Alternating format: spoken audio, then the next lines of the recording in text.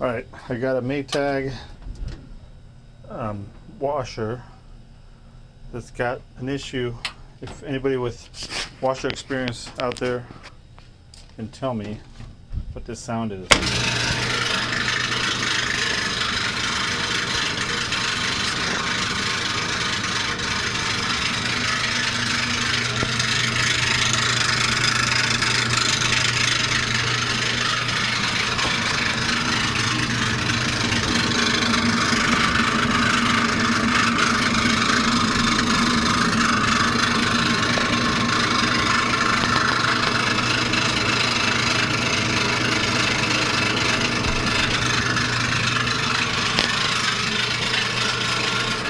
This is in the just initial spin.